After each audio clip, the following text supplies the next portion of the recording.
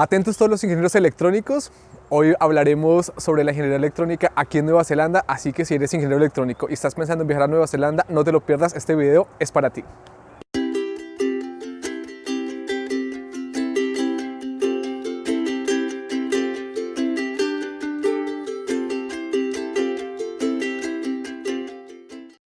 Hola gente de Encubo, ¿cómo están? Los saludamos desde Pokeno, Nueva Zelanda. Hoy vamos a hablar sobre la ingeniería electrónica y para eso tenemos una invitada muy especial, Paola, quien lleva más de 10 años viviendo en Nueva Zelanda ejerciendo su carrera. Paola, buenas tardes. Gracias por aceptar la invitación y qué rico que puedas compartirnos tu experiencia. Paola, ¿qué te motivó a viajar a un país como Nueva Zelanda? ¿Cuál fue ese primer sentimiento que tuviste que dijiste, aquí es, eso es lo que necesito, voy a viajar a un país diferente al mío, en este caso para ti Colombia, o un país diferente latinoamericano? ¿Qué te dio esa primera sensación? Yo desde muy pequeña quería salir del país. No te puedo decir exactamente por qué, yo quería explorar el mundo, yo creo. Y tuve varias posibilidades, exploré Estados Unidos, miré las opciones allá, también miré Australia. Y definitivamente lo que me motivó a venir a Nueva Zelanda fue que mi amiga de la universidad ya estaba acá. Entonces, digamos, ella fue la que me dijo, si va a estudiar inglés por 6 meses, entre Australia y Nueva Zelanda, realmente no hay mucha diferencia desde ese punto de vista. Y pues de pronto aquí hay más oportunidades que en Australia, porque de hecho hay mucha gente que se va para Australia. Entonces Australia también se ha vuelto muy competitivo. Nueva Zelanda, yo digo, hace 10 años y yo digo, ahorita todavía necesita muchos profesionales en diferentes carreras. Entonces, sí, esa fue básicamente la razón por la que terminé acá en Nueva Zelanda. Cuéntanos cómo fue ese primer sentimiento de hace 10 años llegar, no había muchos latinoamericanos, llegar a un país diferente que tú no conocías. ¿Cómo fue ese primer sentimiento que se dio? Sí, efectivamente vine inicialmente a estudiar por 6 meses y afortunadamente yo tenía una amiga acá y la idea era solo estudiar por 6 meses y mirar si de pronto habían algunas oportunidades, de pronto quedarme, pero inicialmente me iba a devolver después de los 6 meses. O sea, llegaste a estudiar inglés y después viste posibilidades. Bueno, no, de hecho cuando yo llegué, eso fue en el 2009 y lo que pasó fue que era al final de la recesión económica global, entonces de hecho no estaban contratando gente, habían muy poquitas oportunidades en cualquier sector, no solo en ingeniería electrónica o telecomunicaciones, que es en lo que yo me he especializado. Y básicamente después de los 6 meses estudiando inglés, empecé a buscar oportunidades y fue muy difícil. Y yo tenía, digamos, cosas no a favor, como el idioma, pues no, yo no soy de acá, y también la visa. Yo en ese momento no tenía una visa de trabajo full time o tiempo completo, sino medio tiempo, entonces era muy difícil conseguir algo en ingeniería solo por medio tiempo. Entonces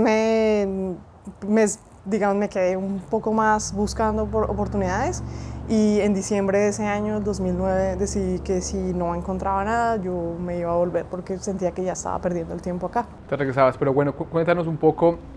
Llegaste a estudiar inglés, pasaron tus 6 meses, ¿extendiste tu visa de qué forma? ¿Te quedaste estudiando un nuevo curso, empezaste un diplomado? ¿Cómo extendiste ese tiempo para empezar esa búsqueda en el mercado puntual ya de tu carrera? Sí, yo tenía una visa de estudiante y con visa, en ese momento no le daban visa de trabajo a los estudiantes, pero yo había presentado el IELTS, el examen de inglés en Colombia, y tenía el resultado, digamos, apto para tener una visa de trabajo medio tiempo. Entonces yo tenía, digamos, un poquito más oportunidad que otros estudiantes en ese momento.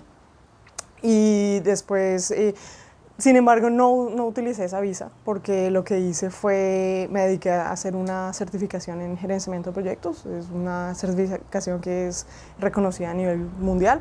Entonces en esos 6 meses estaba estudiando inglés y estaba estudiando para la certificación. Y después, cuando la visa expiró, simplemente apliqué, tenía los puntos necesarios para aplicar a visa de residencia por mi carrera, por mi profesión y por mi experiencia en mi profesión. Y simplemente extendí la visa como visitante, pero con, digamos, la gran fortuna de que ya había podido aplicar. Cuéntanos un poco sobre la certificación que tuviste, cómo funciona. ¿Crees que eso te pudo haber dado como alguna posibilidad extra en el mercado laboral? Sí, ¿Cómo definitivamente. Es una certificación que la da una asociación internacional que básicamente es en Estados Unidos, es llamada PMP, Project Management Professional. Y en ese momento, digamos, la certificación que obtuve, y pues no tenía la experiencia como gerente de proyecto, pero eso me dio, digamos, posibilidades extras en el mercado por tener esa certificación que es reconocida a nivel global. Entonces en ese lapso tuviste la certificación y después empezaste ya tu búsqueda, Sí. Un trabajo puntual de tu carrera. Sí, entonces, porque mi amiga está acá y pues ella estaba apoyándome en ese momento también, y lo mismo con la pareja, los tres somos ingenieros electrónicos y ellos ya estaban trabajando acá, entonces ellos me dieron muchísimos como tips. Por ejemplo, uno de los tips que me dieron es enfóquese en buscar trabajo en lo suyo en lugar de ir a, como nosotros decimos vulgarmente, meserear o ¿sí? Trabajos casuales. Sí, exactamente, porque el problema con eso es que sí, tienes, digamos, una solución a término corto, en el sentido que tienes dinero y puedes, digamos, sobrevivir, pero el problema es que la gente se enfoca en eso y deja de lado buscar trabajo en la profesión de ellos, en mejorar en inglés, porque la mayoría de esos trabajos generalmente mucho latino. Entonces empiezas a hablar español todo el tiempo, no practicas tu inglés. Entonces el, digamos, consejo que ellos me dieron fue enfóquese en eso y enfóquese en su inglés. Y eso fue básicamente lo que hice en ese tiempo. Y yo hice más de 100 aplicaciones. Fue un momento bien complicado, bien difícil. Y me llamaron 2 veces de esas 100 aplicaciones. De 100 aplicaciones. Y el 22 de diciembre o unos días antes de Navidad, digamos, todo el proceso se desarrolló, me llamaron a entrevista, todo funcionó, digamos. Y el 24 de diciembre del 2009 me llamaron a las 7 de la noche a decirme que me iban a dar el trabajo y pues obviamente me daban la visa de trabajo, Wow, me hacían buenísimo. el sponsorship. No, y me imagino la felicidad que tú pudiste sentir. Eso fue el mejor regalo de Navidad que he recibido en toda mi vida. Pero bueno, cuéntanos un poquito previo al, digamos, al tener ya la aprobación de tu visa, de tu trabajo, ¿cómo era ese proceso que tú tenías para buscar el trabajo? ¿Entrabas normalmente a las páginas, ajustabas tu hoja de vida? ¿Cuál era como el paso a paso que tú seguías? Aquí hay varias, digamos, posibilidades de cómo buscar trabajo, ¿sí? Una es por páginas de internet, entonces hay páginas como Seek, tú metes ahí, pones tu profile y la gente que hace reclutamiento normalmente miran eso. LinkedIn se ha vuelto muy popular también, en ese momento no era tan popular, era relativamente nuevo. Y lo otro era ir directamente a las agencias de reclutamiento. Entonces yo hice como buena colombiana, fui, busqué, me rebusqué y digamos fui. Esos son los que tenemos los latinoamericanos, que somos constantes y perseverantes. Sí. Y buscas todas las herramientas. Y ese es otro consejo que yo le daría a la gente, no se dé por vencida, haga lo que pueda, busque otros colombianos o otros latinos que han pasado por la experiencia, digamos estos videos, porque siempre uno va a encontrar la historia que va a resonar con uno y los tips que le van a ayudar. ¿Cómo te sentías en tu inglés en ese momento? ¿Creías que tenías un nivel lo suficientemente alto para aplicar un trabajo? ¿Cuál era tu sentimiento en ese instante frente al idioma puntual? Sí, eso siempre ha sido un tema. Yo llevo 10 años acá y todavía es un tema, digamos, que no me preocupa, pero pues obviamente a uno como no hablante inglés nativo, digamos, sí. Siempre lo van a reconocer porque uno tiene un acento y nunca se le va a quitar, ¿sí? Entonces, en ese momento yo, digamos, no me sentía muy mal en el sentido que antes de que yo me vine para Nueva Zelanda o que viniera para Nueva Zelanda, yo hice 2 años de, digamos, constante estudio en diferentes institutos. Yo hice el IELTS en Colombia, que eso también fue un gran... yo le diría a la gente, hágalo en Colombia primero, mire cómo está su nivel de inglés. y con eso se da cuenta en qué tiene que trabajar. Y también, pues yo, digamos, fui muy afortunada en el sentido que desde los 6 años yo estudié en un colegio semibilingüe, entonces, digamos, eso obviamente me dio bases que, pues, en mi inglés, digamos, no es perfecto y no era perfecto, pero, digamos, no me sentía tan mal. Y yo creo que la gente, yo me hacía entender y la gente, digamos, también, pues, más o menos entendía lo que yo quería. Sin embargo, es muy diferente cuando uno está, digamos, interactuando con gente en el día a día y después cuando uno tiene que ir a hablar a nivel profesional, digamos en reuniones o por ejemplo ya a mí en el trabajo ahora me toca hablar como en ferias y diferentes workshops y cosas así, me toca hablar al frente de 300 personas. ¿Cómo enfrentabas ese temor o ese primer miedo de poderte comunicar con alguien que fuese nativo o estando aquí en Nueva Zelanda y tú poderte expresar en tus primeros momentos de lengua inglesa, decir, ¿cómo lo puedo hacer? ¿Cómo puedo enfrentar ese miedo? Yo lo que hice fue forzarme a no hablar español. Eso fue, digamos, es como cuando uno quiere bajar de peso. Uno tiene que estar comprometido, ¿sí? Uno tiene que hacer varias cosas en ese sentido y siempre como todo lo que uno haga tiene que estar orientado a ese objetivo. Entonces con mis amigos, yo vivía en ese momento con amigos colombianos, decidimos que no íbamos a hablar español de 8 de la mañana a 8 de la noche. Y era muy chistoso porque de 8 de la mañana a 8 de la noche éramos bastante moderados en lo que hablábamos y a las 8:05 nadie nos paraba, obviamente. Pero esas son las cosas, y por ejemplo, la certificación que hice era en inglés y todo el examen es un examen de 200 preguntas, te dan 4 horas para hacerlo, todo en inglés. Cosas así, siempre yo traté de remover todas las tentaciones de hablar en español y enfocarme en el objetivo que era mejorar en inglés. Y ahí, acá en Nueva Zelanda, es a nivel mundial, pero en Nueva Zelanda es muy común Toastmasters. Es como lo que ellos enseñan en Toastmasters, básicamente es un grupo de personas que tienen 2 objetivos. Lo primero es desarrollar objetivos en liderazgo y lo segundo es como ayudar a la gente a que puedan hablar en público. Entonces uno va a estas reuniones, hay diferentes grupos, uno busca por internet, hay una página web, uno va a diferentes grupos y mira como cuál es el que le gusta a uno y ellos se reúnen cada semana o cada 2 semanas dependiendo del grupo. ¿Cuánto tiempo duró desde que empezaste la búsqueda laboral en el proceso de formación que nos cuentas hasta llegar a tu trabajo final donde te dieron la noticia ese buen diciembre? Fueron más o menos 3 meses largos, casi 4 meses. Y digamos, de los 10 años que estaba acá en Nueva Zelanda, esos 4 meses eran como 20 años, porque fue una situación complicada en el sentido de que no estaba trabajando, todos mis ahorros estaban yendo en sobrevivir acá. Obviamente el cambio de peso colombiano a dólar neozelandés es el doble, entonces cuando tú compras un café no son 4.000 pesos, son 8.000 pesos. Entonces todo eso pues pone mucho estrés en la situación. La pena, ¿qué nos puedes contar de una situación en la que estabas hace 10 años a alguien que está pensando en viajar justamente en este instante? ¿Cuál crees que puede ser como la diferencia o qué ha podido cambiar en ese tiempo?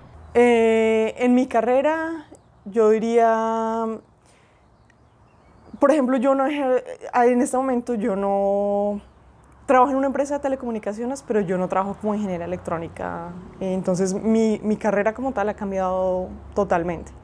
Y eso no ha pasado solo acá en Nueva Zelanda, eso ha pasado a nivel mundial. Hoy en día tenemos unos trabajos que no existían hace 20 años. Cuando yo les digo a mis papás, yo soy un agile coach, o lo que yo hago es enseñarle a la gente cómo trabajar, cómo adoptar nuevas formas de trabajo. Mis papás, ellos me dicen, ¿usted qué es lo que hace? Perdimos la plata en esa carrera. Pero básicamente eso ha pasado a nivel mundial. Entonces yo aquí he desarrollado otras habilidades y he aprendido. Yo hice una maestría acá y todo lo que hago hoy en día lo aprendí a partir de esa maestría.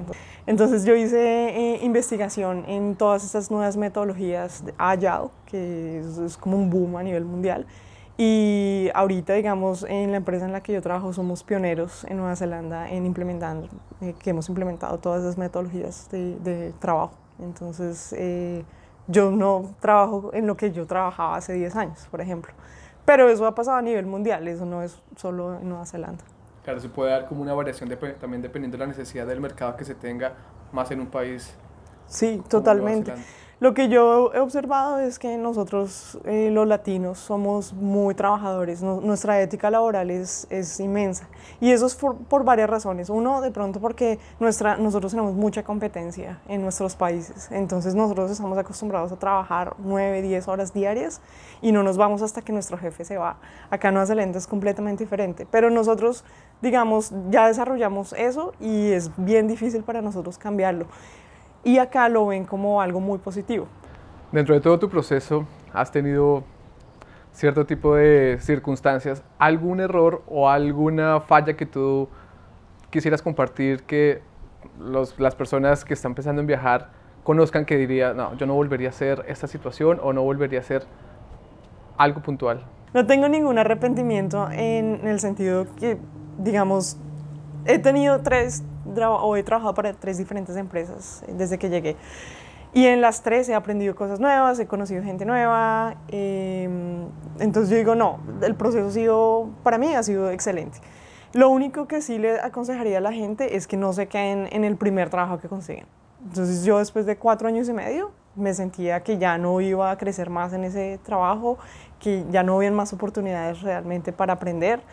Y tomé una reducción en el salario en ese momento. Y de hecho yo he hecho eso antes, en Colombia lo hice también. Y eso ha sido lo mejor que he podido hacer porque me moví a una empresa que inicialmente me pagaban menos, pero tuve muchísimas ventajas en aprender y conocer nuevas Y cosas. veías posibilidades de crecer Totalmente. laboral y profesionalmente en la empresa. Sí, yo creo que es muy importante nunca cerrar las puertas. Yo todavía hablo con la gente con la que trabajé 6 años atrás y yo sé que si en algún momento necesito volver, ellos con las puertas abiertas me dicen, por favor vuelva, porque lo que te digo, nosotros somos muy responsables, ellos aprecian mucho eso. Y sí, realmente moverse después de un tiempo yo creo que eso no es solo en Nueva Zelanda, eso es en cualquier parte del mundo, pero sí tiene muchas ventajas porque empiezas a conocer más del mercado, conoces más gente. Eso fue uno de los choques que yo tuve cuando llegué acá, y es que no conocía a nadie. Conocía a mi amiga y al novio de mi amiga, y ese era mi network. Claro, y te da más posibilidad de tener contacto con otro tipo de gente que está ejerciendo tu carrera, que tiene otro tipo de experiencias que te las puede compartir, y segundo te va a nutrir para tu proceso acá, que es la experiencia previa a los trabajos que has tenido en Nueva Y Zelanda. eso también lo tienen mucho en cuenta acá. Ese de hecho es uno de los problemas a veces cuando uno llega, y es que uno no tiene experiencia local. Le dicen, pues usted no tiene experiencia local, entonces no le podemos dar trabajo. Y uno piensa, bueno, ¿cómo voy a tener experiencia local si no me dan la oportunidad? Pero eso le pasa a muchísima gente. Entonces, al comienzo le toca a uno mirar cómo puede meterse en el mercado. El primer trabajo es importante y mi consejo es métanse en un trabajo que los proyecta y obviamente que apliquen los conocimientos que uno ya tiene, no cosas como yo decía antes, que es, digamos, limpieza y ese tipo de cosas, porque eso no lo va a uno proyectar en un futuro cercano. No, nos contabas que tú tomaste la decisión de buscar una compañía donde tal vez tuvieras una remuneración inferior a lo que estabas dando para ganar experiencia y para tener un poco más de récord dentro de tu historia laboral aquí en Nueva Zelanda. ¿Tú crees que eso fue positivo y en algún momento pensaste que si cambiabas de compañía iba a ser mucho más difícil poder alcanzar el mismo salario en otra compañía para ganar más experiencia? No, de hecho, acá en Nueva Zelanda es muy común que cada año hacen como una evaluación del rendimiento de uno, ¿sí? Entonces eso le da a uno la posibilidad de hablar con pues, sus jefes, y muy probablemente si uno ha entregado lo que tiene que entregar, los resultados son positivos y de calidad, probablemente a uno le van a subir el salario. Entonces, eso fue como una buena estrategia. Aquí realmente aprecian lo que yo decía antes, la, la calidad y La la perseverancia. ética, sí, la ética profesional que los latinoamericanos tenemos. Nosotros no entregamos cosas a medias, nosotros somos bien específicos en lo que queremos entregar. Entonces, no, de hecho no fue difícil volver a lo que, digamos, a mi salario anterior. Y después, cuando me moví de nuevo a otra empresa, ha sido, de hecho, muchísimo mejor. Entonces, eso fue una buena estrategia y yo digo que es recomendable hacerlo, bueno, pues no con un tiempo específico, pero cuando uno ve que ya no tiene más oportunidades para aprender o para crecer en ese trabajo o en esa compañía, es bueno moverse. Ok, justamente se hablaba que se tiene como un paradigma de que Nueva Zelanda es un país muy aburrido, de que no hay muchas actividades para cubrir esa necesidad emocional o para las personas que se sienten no tan acompañadas como seguro en un país latinoamericano que estamos más acostumbrados a tener mayor fraternidad. ¿Tú qué haces en tus ratos libres? ¿Cómo puedes llenar ese tipo de vacíos o cómo puedes disfrutar de tu tiempo en Nueva Zelanda? Sí, yo soy una persona muy difícil para aburrir. Yo hago muchas cosas. A mí me encanta hacer ejercicio, entonces el año pasado me dediqué a hacer una preparación para hacer un Ironman, que es una triatlón larga. Y desde que llegué yo he hecho una maestría, hice también un certificado en fitness, porque me interesa el tema. Eh, También emprendimos una empresa con unos amigos colombianos que al final no resultó, pero siempre yo estoy ocupada, yo no me he aburrido y yo creo que eso de que el país es aburrido, yo digo, eso no existe. Uno es el aburrido, uno puede estar aquí o puede estar en Colombia, o puede estar en Europa o donde quiera. Si uno es aburrido, El aburrido solo no el sí, país. exactamente. No, genial. Paola, ya nos has contado un poco cuál ha sido tu proceso. Cuéntanos en unos pasos puntuales que tú creas según tu experiencia una persona que está en este momento en cero, viajando o viendo la posibilidad de viajar a un país diferente como Nueva Zelanda. ¿Qué recomendación en un paso a paso que tú dijeras previamente, antes de viajar, pueden hacer estos pasos y estando aquí les puedes sugerir estos pasos? ¿Qué nos recomendarías? Antes de viajar, infórmense lo que más puedan. Cómo homologar la carrera, qué documentos son requeridos. Por ejemplo, hay cosas que hay que traducir, entonces es mucho más económico hacerlo en Colombia. Ese tipo de cosas. Infórmense lo que más puedan. Eso ha cambiado muchísimo desde que yo vine. Entonces, cada vez que alguien viene y me pregunta, yo les digo, no sé por qué eso ha cambiado. Entonces, siempre refiéranse a la página de inmigración de Nueva Zelanda. Lo segundo, traten de aprender inglés lo que más puedan, vengan preparados lo que más puedan en ese aspecto también. El tercer aspecto que no me pasó a mí, pero yo he visto que a mucha otra gente le ha pasado, es en lo posible no se vengan con deudas, o sea, no se vengan endeudados, porque eso le pone mucho estrés a la situación. Entonces ahorren y vénganse con ahorros, si pueden. Y ya cuando están aquí, es bueno tener amigos latinoamericanos, colombianos en mi caso, pero enfóquense en lo suyo también. Es bueno tener alguien que le va a ofrecer un apoyo y le da ciertos tips, pero también enfóquense en lo suyo, en encontrar el trabajo en su profesión, en aprender o perfeccionar su inglés lo que más puedan, conseguir amigos de otras regiones, no solo latinoamericanos. Eh, y lo último sería, yo digo, una parte que no he tocado y me parece importante es, hay gente que es muy emocional y le da muy duro estar lejos de la familia. Entonces, eso es un proceso interno y cada uno es diferente. Entonces, de pronto, prepárense mentalmente también para eso. ¿Crees que ese tipo de inversión de tiempo, la decisión que tomaste, ha valido la pena? Sí, totalmente. Totalmente. Yo digo, lo que yo siempre quería era una mejor calidad de vida, conocer, sí, otros personas de otros países también. Aquí tenemos la posibilidad de conocer gente de todo el mundo. Y también la oportunidad para otros familiares como mi hermana, por ejemplo, a venir a disfrutar un país como estos. Entonces, totalmente vale la pena, sí. No, genial.